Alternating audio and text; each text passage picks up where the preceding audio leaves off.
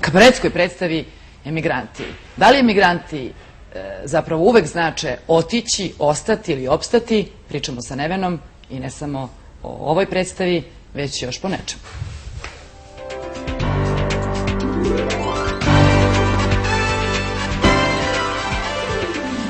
Dobar dan, Nevena. Dobar dan. Moram samo da vam kažem ovako.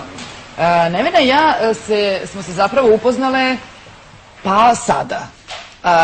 Napravo moram vam reći da smo se upoznale pre nekoliko dana i moram vam reći to da je Nevena jedna od retkih mladih osoba koje znaju šta rade, znaju koliko vrede i to žele sa drugima da podele.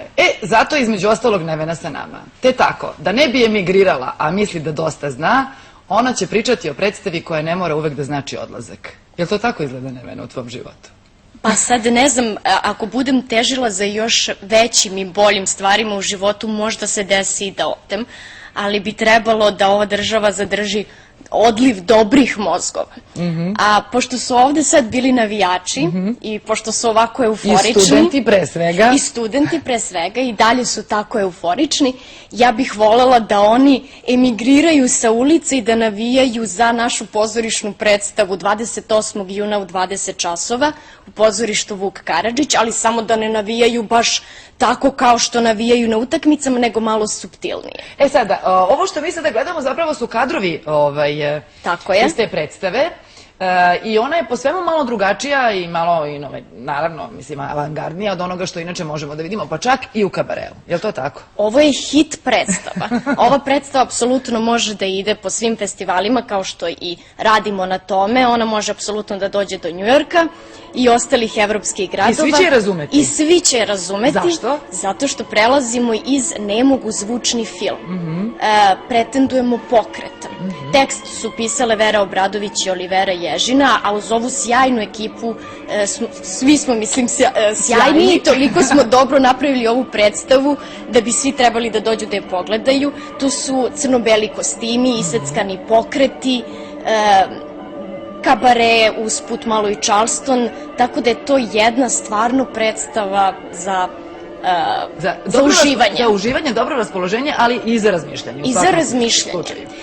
Da li ćemo da emigriramo ili ćemo da ostanemo? Dobro, to ćemo znači sve moći da vidimo, jer nam ništa od toga nećeš reći, vidim kako si se već namestila, da nam ne govoriš ništa, nego da moramo da dođemo, vidim da si rešila da nas ubediš. Prema tome, dok mi gledamo ove kadrove, ja ću onda da te pitam iz ove priče, kabaretske potpuno, zapravo iselila si se, uselila, a i završila priču, jednu vrlo ozbiljnu priču za RTS i za jedan dobar serijal, interesantan serijal. Tako je, radila sam sa Nenadom Krkelićem i Tanjom Čaniću, poznatim matematičarima. Uvek mi je bila želja da radim za RTS 2, jer to izgleda jedina kulturna stanica koja je ostala u ovoj zemlji i koja propagira kulturne programe. Žao mi samo što još nema Branka Kockice. Dobro, hvala ti za ovo RTS 2, valjda to znači RTS 1 da se malo popravio, malo šalim se. To je bio serijal o poznatim matematičarima. Ja sam imala ulogu Salome, druga žena matematičara Eulera, koga smo u osnovnoj, svi znate, popularno zvali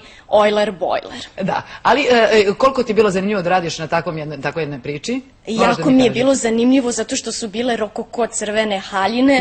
Između ostalog. Znači, matematičarke su sve znale i uvek sve znaju. Sve znaju. Proračunate se. Tako. Hvala ti lepo što si bila gošća Beogradske hronike. Vidjet ćemo se još. Hvala ti što si toliko sjajna i ambiciozna i naravno da ću da te vidim u ponedeljak kad dođem i pogledam i ako predstava ne bude onakva kakva si me predstavila, ti si u velikom problemu. Šalim se. Ja ti verujem. 1+1 je 2. Dogovoreno. A sada idemo u